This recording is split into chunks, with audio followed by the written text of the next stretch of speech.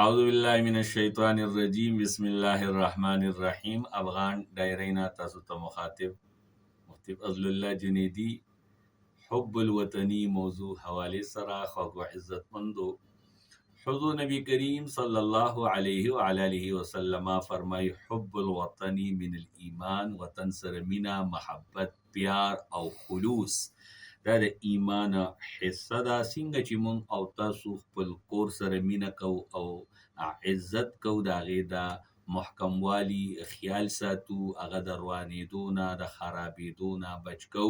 مونږ او تاسو د خپل مور او پلار سره مینه محبت کو او عزت او احترام کو، نو دغه رنګ یو مونږ او تاسو د خپل ملک پاکستان سره مینه محبت کو، د خپل ملک پاکستان عزت او احترام وکړو. ځکه حضور نبی کریم صلی الله علیه و علیه وسلم مبارک مکه معظمه نه جدائی په وخت کې فرمایلو الله باندې مې قسم وي ته ماته د ټولو ښارونو نه زیاته خوښه یې. خوږو عزتمندو، حب الوطني یو څو نښې ستاسو خدمت کې بیانومه. نمبر 1، ملک عزت کول، د خپل ملک د جنډې عزت کول، د ترانې عزت کول او ورسره د قانون عزت کول او ګن نه خورول. نمبر 2، مهنت او ایمانداری سره کار کول. کاغه هر کس دی، مثلا کاغه ډاکټر دی، کاغه استاد دی، کاغه دکاندار دی، نو ډاکټر به علاج معالجه ښه کوي، استاد به پړپړایي یعنی سبق سټوډنټ ته ښې طریقې سره ښیي، دکاندار به ناپ تول کې کمې نه کوي. دغه رنګې چې کومې ادارې دي، هغه ادارې کاغه د پولیس اداره ده، کاغه سیکیورټي ادارې دي، کاغه د وابډې ملازمین دي، کاغه نادره دفتر وغیره څومره چې محکمې دي زموږ ستاسو په دې ملک کې، نو هر کس په خپل ډیوټي پیژني او خپل ریسپانسیبیلیټي به ادا کوي. دریم نمبر، ملک د پاره قرباني ورکول. مثلا جغرافیایي حفاظت لپاره پاک فوج قرباني ورکوي او ورکړې ده.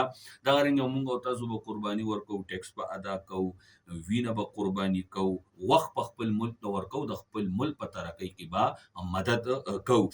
دغه رنګ څلورم نمبر، اتحاد قائم ساتل. پنجابي، پټان، سندي، بلوچي ټول یو دغه شنی جنډې لاندې مونږ به خپل منځ کې جنگ جګړې فسادات نه کوو، مونږ به نیشنلزم چې کوم دی نه خپلو، مونږ به خپل ځان باندې یو بل له ترجیح ورکو او انصار صحابه کرام کردار به ادا کوو، کوم چې هغوی کردار ادا کړو مهاجر صحابه کرامو سره. دغه رنګې خوږو عزتمندو، د ملک نوم روښانه کولو کې به مونږ بړ چړ کر حصه اخلو، د پړهایي په میدان کې هم، د کیل کود په میدان کې هم، د ساينس په میدان کې هم، او مونږ به د خپل ملک نوم اوچتو.